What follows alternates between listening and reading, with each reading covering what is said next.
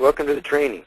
So we'll be discussing the treating the triangle of health, looking at layers of infection, how to treat those, looking specifically at the lymphatic system, looking at rehabilitation therapies, what can we do to strengthen, rehabilitate our patients, a lot on leaky gut syndrome. I really find that this is one of the major causes of overall degenerative issues, is leaky gut. Then utilizing the natural formulas from Inno-Vita, and then finally kinesiology. So we're talking about the consciousness, or basically the overall look of the person. So consciousness is what it starts with. That's the overall governing energy of our system. And that would be talked about or suggested with this circle here. And then the triangle would represent these others. But so we want to talk about structure, emotion, physiology, and then ultimately complete wellness. So that's my idea. That's what I think about as I'm treating a patient. As a chiropractor, we usually start with structure. So we want to discuss that for a minute. In my opinion, the structure begins with your feet.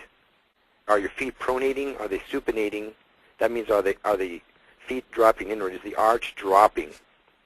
If the arch is dropped, then that will usually lead to one leg being shorter than the other. And if that's the case, then the sacrum, which is the base for your spine to sit on, will drop to one side. And that will usually lead to sacral and hip unleveling and spinal alignments. Normally looking at a spine, it should be straight up and down like this. But if we have the sacrum is tilted to one side, look at me go with this drawer. So if it's tipped to one side, you might have a little bit of a scoliotic curve like this. So what we want to do is make sure that down here lower, if the foot is pronated over here, that's going to drop this side. And then you're going to have a misalignment or whatever happens from there, which then leads to scoliotic curvature. It may lead to deterioration of anything in the system. It may lead to the other joints in the body deteriorating. So structure must be thought about. We don't think about it. Only 1% of the population actually sees a chiropractor. 1%. Whether you like chiropractic or not, you need to think about the spine and as it's straight, because that's the conduit of the brain and all of its function, all the thoughts and connection to the body run down from your brain down the spine. And if it starts to degenerate, then we lose function of the nervous system. We then so we make sure that we work a lot with the structure. The next thing we look at is emotion. Now emotion, I work with a specific technique called emotional release technique, which I have the patient, and we can make this available on the web if you like it.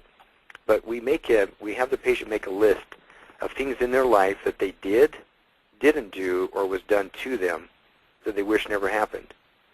So I'll actually come down and I'll make a list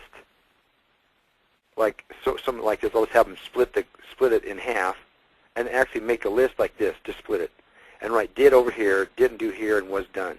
And then they go ahead and enumerate all the different things that they had in their system, in their life. Once they do that, we then check this list using the kinesiology. We'll actually go down and check to see if their arm goes weak. As they think of each one of these points, we'll look to see if their arm goes weak. If their arm does go weak, then we know that that emotion is causing trouble, and it actually is shutting down their nervous system. We then treat the active emotions, having them do a forgiveness process. This forgiveness process is while they're holding their breath.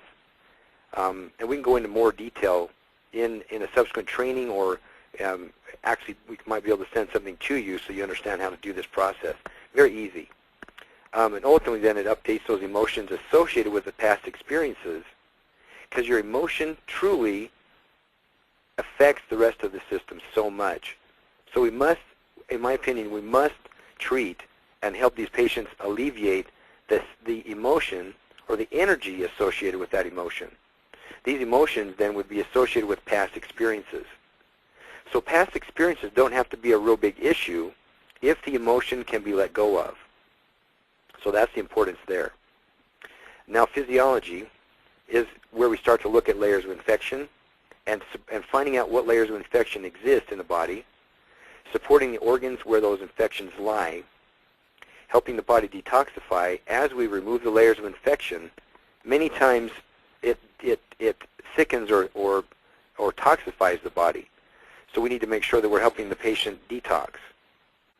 Now, this process usually begins in the colon, then it goes to the liver, then it goes to the lymphatics.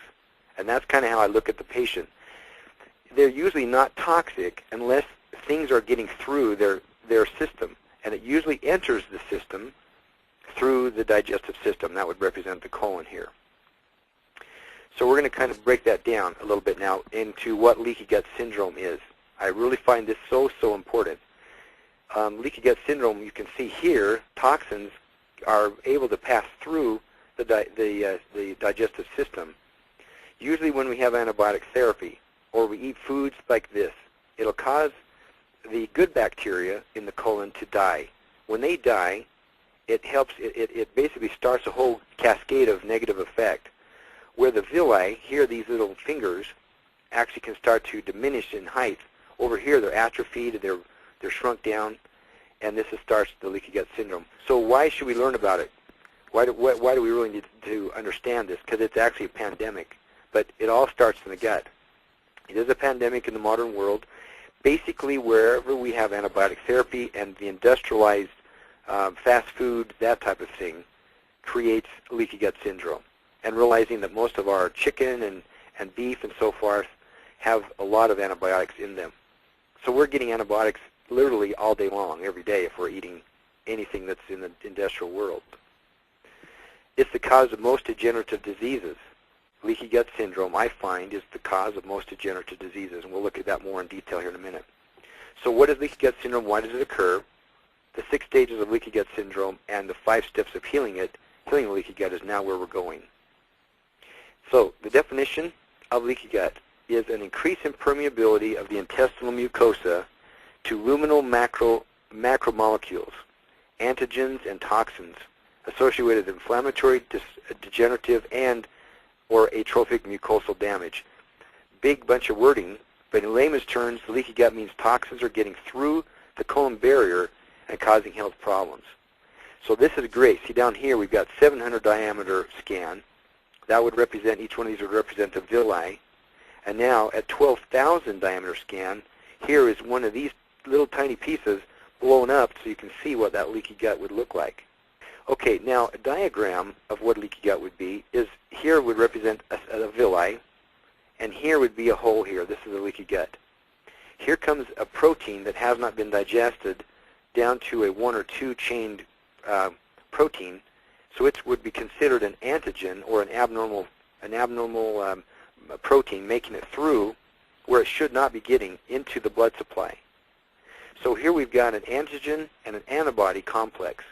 This right here can then be absorbed into the bloodstream, and this is what starts to create the degenerative issues in joints.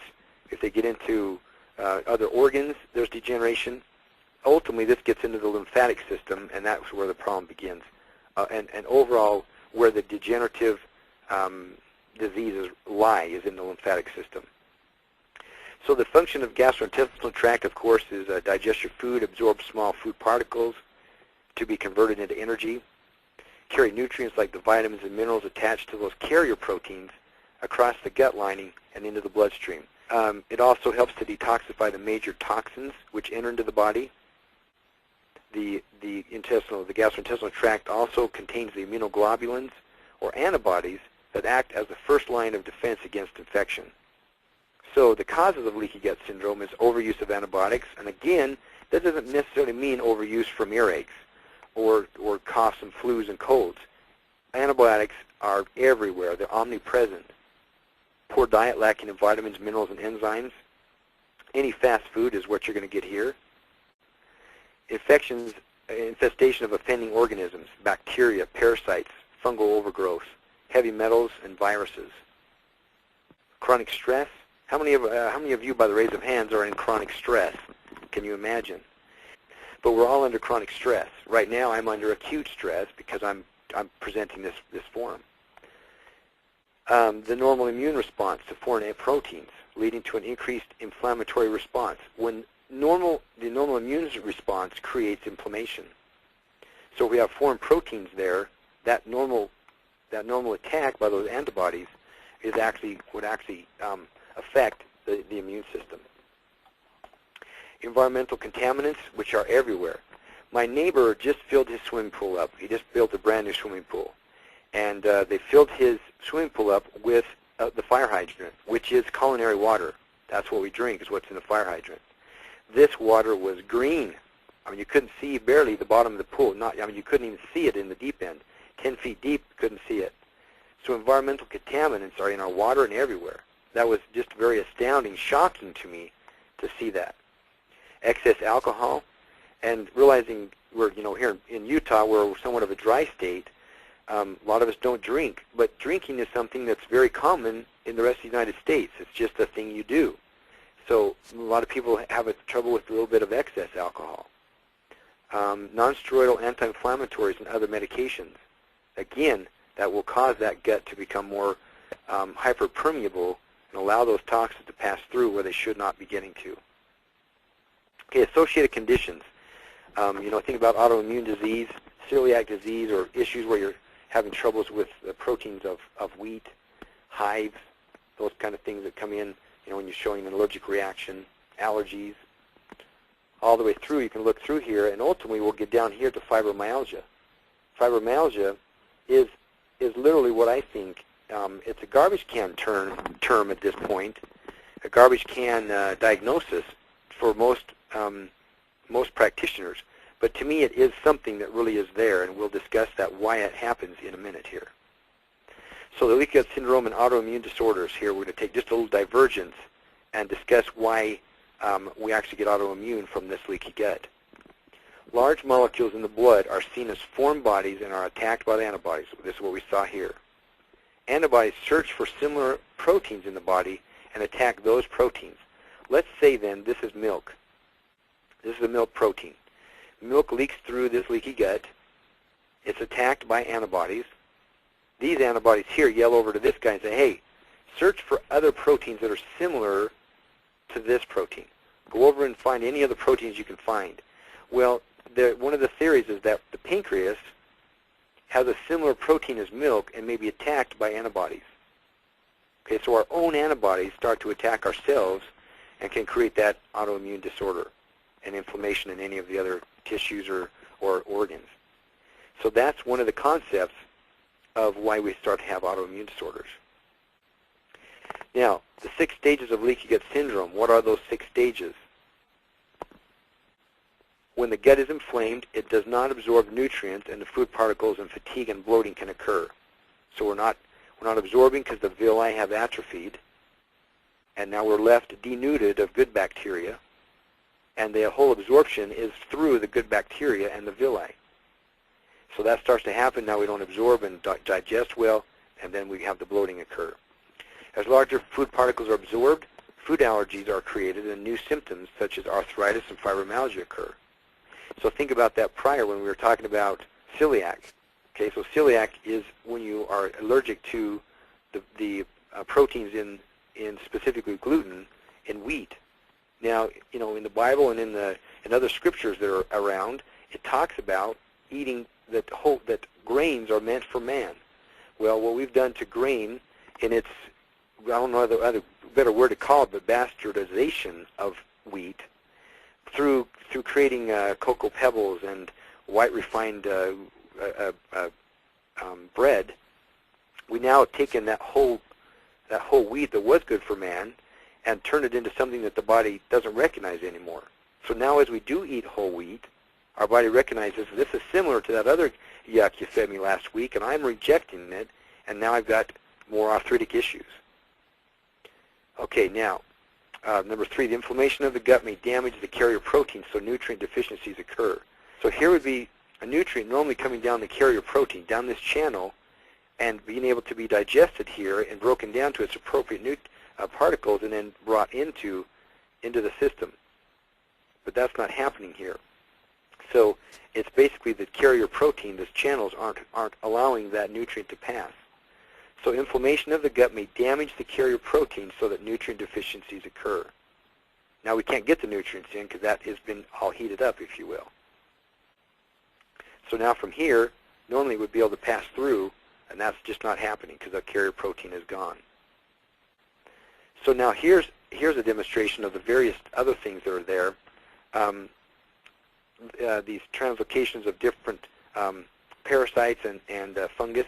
Here's a great drawing. I'm trying to explain to a patient what fungus looks like. This is a great picture of it. Normally when you take diflucan, the diflucan is coming along the system and it's going to wipe out these areas here. It's going to wipe that out. But here, it's not. This is the basic, this is the root. So if you kill this part, and after the diflucan is gone, this then can just start to grow back up, and now you've got another tree growing, another bit of fungus. So we'll see here in a minute the translocation of different parasites and other offending organisms can make it right through the the colon and into the blood supply. Okay, so as detox pathways lining the gut are compromised, chemical sensitivities can arise. So you can start to get sensitivities to all sorts of different things. Large leakage of toxins overburdens the liver, leaving the body less able to handle everyday chemicals. So normally we only have a few toxins coming into the colon or out of the colon, and they're then changed from a toxin to an intermediate and excreted out the kidney as water-soluble toxins. That's in healthy function. Here in unhealthy, you're getting a lot of toxins through. It can't handle it. It overloads it, and basically ends up sending all of these other fat-soluble toxins into the brain and other fatty areas, other fat stores of the system. Okay, so when the gut lining is inflamed, the protective coating of the IgA, those are immunoglobulins, is adversely affected. So now they're not producing the normal antibodies in the gut. So the body's not able to ward off protozoas, bacteria, viruses, yeast, and such as candida and other things. This is so vital to make sure that we have such a good, strong immune system in our digestive system. That's where it all begins. And then 6, inflammation of the gut allows foreign invaders such as bacteria and yeast to translocate. Okay, so now we're kind of looking at a little overview here of how this all functions. Here we've got leaky gut syndrome. Taking antibiotics, eating garbage food, denudes or takes away the good bacteria. The villi start to atrophy. The nice tight fissures here, the nice tight connections, open up and allow toxins to pass through. Here's your fungus, your parasites. Those are going to start to translocate as well. They can go through the system and go to other areas of the body. So now we come into here. Here we've got the leaky gut. We've got toxins passing through into the system, into the blood supply. Picking it up from the blood supply, normally you're able to detox them, send them on to the kidney. Here we have unhealthy colon, an unhealthy function. Now we've got a toxic liver. The leaky gut syndrome leads to toxic liver syndrome. And then ultimately it's going to get into the lymphatic system. And the lymphatic system is going to overload, and you're going to end up starting to have an issue with more of a swampy condition, where the water is being held too much in the system, not getting it out, to where literally the toxins, here's a toxin right here that's bound up electrically with water, so that becomes a larger molecule. Over here, this toxin coming through will bind with water. Ultimately it goes into the system, and part of that's going to exit and get into the lymphatics. Now these toxins are in the system, not in the cells, but they're around the cells in the lymphatics. Those toxins will attract fluid to them to try to dilute. In other words, the system through osmosis, water will attract to the toxin where it's thicker. Now you've got edematous tissue, which is less vital, it just doesn't work as good. Okay, so now looking here, the actual fight in our systems takes place in the lymphatic system. So if you look here, you've got the large proteins that have leaked through, bind up, they get stuck in the lymphatics, it pools up, it starts to become like a swamp. Think about the swamp down in the bayou area. It's stinky, it's low, the water doesn't move very fast, there's crocodiles, there's fungus, parasites. Now think of the water that would work through the Colorado River, or something that's moving very fast. Think about, I don't know if you've ever been to Yellowstone, but Yellowstone River is crystal clear. I mean, you can see fish swimming in it. It's so beautiful. cascading over the rapids and things. That's what we want to be. We want to be more like Yellowstone River in our system than the bayou. Nothing against people from New Orleans, you know, great place. But that's the swamp. Okay, so the fight does take place where it slows down in the lymphatic system. Okay, so an analogy of the lymphatic system, how it works, your interstate would represent your arteries. So through Utah we have I-15. That's our interstate. Off the off-ramp, there's a net outflow of 10% of fluid out of the blood volume. 10% of that blood volume exits and goes into the lymphatic system. In this outflow is proteins, carbohydrates, okay? Those would be carried by, let's say, delivery trucks. Now, my office would represent a cell. So coming off the freeway, we've got delivery trucks bringing us nutrient. Okay, so they drop off the nutrients here at the office. We use those nutrients, and then out the back door, we take our garbage and deposit in the garbage, and the garbage trucks then come and take it away.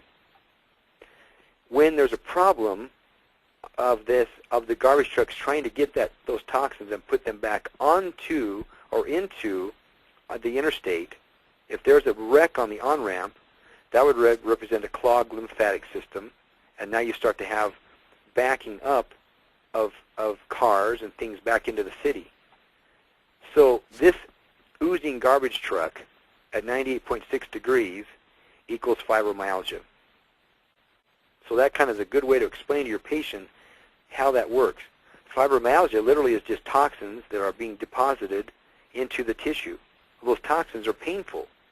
Sometimes they'll create a nodule or so forth. They don't even have to create nodules, just pain. But to this point, people with fibromyalgia, it's been a garbage can turn, and most of them are poo-pooed. Well, this is a real live diagnosis with real live function and ability to handle those through treating of the leaky gut syndrome and detoxifying of the liver and ultimately detoxifying of the lymphatics. Okay, so the 5 steps to healing leaky gut syndrome. One is diet. So we basically want fruits and vegetables at 50%, as vegetables at 50, fruits at 20, proteins at 20, oils at 10, raw as possible, as much as you can. And we want a slow transition to raw. We don't want to just jump in immediately, because many times it takes a bit of time to become used to the different parts of the vegetable. But raw is basically the very best that you can go. So you see here you've got your veggies at 50, fruits at 20, proteins at 20, and oils at 10. Your oils then would be omega-3 fatty acids. That would be almonds, cashews, Brazils, flaxseed oil, olive oil. That would be your good oils there. Proteins is, you know, anywhere from fish, chicken. If you can, free range that. Try to eat as much organic as you can on your vegetables and fruit. It does cost a lot to eat organic, but sometimes it's worth it. For 2, support the colon and the digestive tract through supplementation and diet. So we're going to want to get in and give it cold tracks for example. We'll talk about it in a minute, what we'll use to support this. But cold tracks would help repair these tissues here so that these fissures and things aren't so wide open. 3, remove offending organisms with supplementation and diet. So here's where we're going to want to target the fungus, target the parasites, target the bacteria. So we want to get this junk out of here. Literally weed it. If you could think about taking a rake and raking all this garbage out of here, that's what removing those offending organisms do. We're going to work that with supplementation. Then we're going to want to re-inoculate the bowel with friendly flora. And I've got a real surprise for you that I just found out about after working with Inno-Vita for quite a while, what we can do with flora. And 5, the digestive enzyme therapy, making sure that you're using digestive enzymes so that you can actually digest what you're eating. So here's a bit of information. Digestion diminishes by age, so add digestive enzymes to the diet. Leptera is full of good bacteria. So we're going to talk about that in a minute when we pull the Leptera slide up. Increase your fruits and vegetables containing their own enzymes. So they have their own enzymes, plus Digesta would be a support for your carbohydrates, proteins, and fats through amylase, protease, and lipase. Those are your digestive enzymes there. Okay, so review of the treatment. Change the diet to more whole foods, raw, transition slowly. Support the colon until the integrity of the colon has improved, making it stronger. So once the colon is strong enough, then remove offending organisms or layers of infection. 4, re-inoculate the bowel with friendly bacteria. Replace the digestive enzymes. Okay, so here we go. Here's what we're going to talk about. Digesta. I love it. Everything, as you know, everything with Inno-Vita is going to be completely vegan. They don't promote veganism, but a vegan can use this. The capsules are not made of gelatin. They're made of a carbohydrate, similar to Listerine paper that you put in your mouth. That same kind of an idea. It's carbohydrate that immediately digests within a few minutes. It's eaten through, and you're now absorbing the nutrient in Digesta. So Digesta is completely plant-based. It's wonderful. Coltrax supports the colon and digestive tract. Basically helps the colon excrete and just move the full digestive system. Removing your layers of infection, Bacto-X, Meta-X, Microcyte, Paramac, and Fungex and Viro-X. So here, very easy to work with. Bacto-X for your bacteria, Meta-X for metals, Microcyte, tiny parasites. Basically, these are going to be anything that you can't see with your naked eye. Paramac would be anything that you can see, so all the way from flukes to tapeworms, those would be Paramac. Fungex works very well with removing fungus, and then of course Viro-X has leptotwinine in it and other herbals that work very well to get rid of virus. Again, I'm going to take just a little bit of time here a minute, and I'm going to tell you that every bit of these supplements were created with the idea of form code in it. So form code, as you may have already know about, is large amounts of reconstituted DNA, if you will. Dr. Kim, when he created this, looked at the DNA of every organ, finding that each organ has a slightly different DNA to it. At Utah State, they were able to then unzip the DNA of every organ and then find out the different amino acids that create every rung of every step or step of that ladder. As they then chelated these different amino acids, the adenine, guanine, tyrosine, and cytosine, through chelation, those amino acids were able to come together again and recreate what we call now form code of each of the organs. So you don't have to have any kind of animal glandular in here to direct the herb to the organ. The form code does that, and it also gives nutrient to the specific organ. Likewise, and very, very important, only those herbs were placed in these supplements that support the frequency of the DNA. Nothing was added that would either raise it higher or lower that energy of that particular DNA. So it's very, very effectively balanced. I mean, I just am finding such great response with this. I just love it. Dr. Giles? Yes. One question for you. Should all of the infection fighters be taken together, or which one first according to the layer of infection? Great. Good question. No, I've heard of that before, that they say, you know what, we're just going to blast it all at once. But I generally have found that going back and taking them all at once, it's too much. If we hit all of these at once, the die-off would be tremendous. So you're going to need to use your kinesiology, or kinesiology with a good history, with if you have any bio, like the Asira scanner that I use, we're able to determine what infection is there first, which one is the most important. Now here's the thing, I wish my medical brothers and literally anybody, not just medical doctors, but anybody, as we're working with patients, if we could use kinesiology, it would help us so much to not have so much drug interaction and die-off. So most generally we do blood work and we say, okay, this patient has strep. But you know what, he also has fungus, and we did a stool sample and he's got 2 parasites. So now, how are you going to determine which one to use first? How are you going to determine that? And we'll discuss here in a minute, through more of an examination, we can determine what things to use when. but that's a good question. You can use them all, but I would definitely check kinesiologically to determine if that's if the patient can handle that. The Tox-X will help diminish the die-off. So let's say you did want to adjust or do all of those, use all those supplements at once.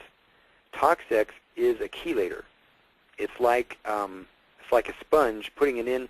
I use this example with my patients. If I have a 50-gallon rain barrel of water, and it's come off of the roof of the cabin, and all the sediment has settled down to the bottom of the rain barrel, and now with my hands I reach in and grab that rainwater, or that junk, the mud out of it, it's going to cause the clear water to turn muddy. Well, Tox-X is like a sponge. If we throw that into the rain barrel, into that water, it's going to sponge the toxins of the muddy water. After lifting the goo out of the bottom, we want to absorb those toxins, and that's what Tox-X does. So remove waste. So that's a good question. I think that would help. But what I really was impressed with as I was reading Leptera the other day, this is something that we can use not only for diet and meal replacement, but it works with weight management, but it's a blood sugar balancer, but it also contains 8 billion good bacteria per serving that are enteric coated. Enteric coated means it's capsulized or put into a little protective capsule, a mini capsule, if you will, to make it through the digestive acids of the stomach. And so when it finally gets into the small intestine, it can reestablish the good bacteria. I have not heard, I'm sure there is on the market, but I have not heard of enteric-coated acidophilus before. Not anything that I've used to this point. So I have to admit here, Dave, and I've been using one of the competitors' drinks in the morning, and I stopped using it literally 3 days ago and started using Leptera, and I really like it. It's amazing. Knowing what I'm giving myself in the morning, knowing how the standardized or the instantized protein of rice and pea protein, that means that it's easily brought into just milk or just to water.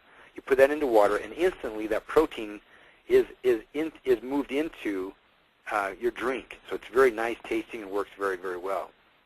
So the idea here, Leptera, is that it will help to reestablish that good bacteria. So great idea for support. You have your little bit of a drop in your energy, take a Leptera drink. Great idea. Your Digesta, again, that's for assimilation and digestion. Amylase, protease, lipase, no animal, no ox bile, other things like that. So you're clear of animal products.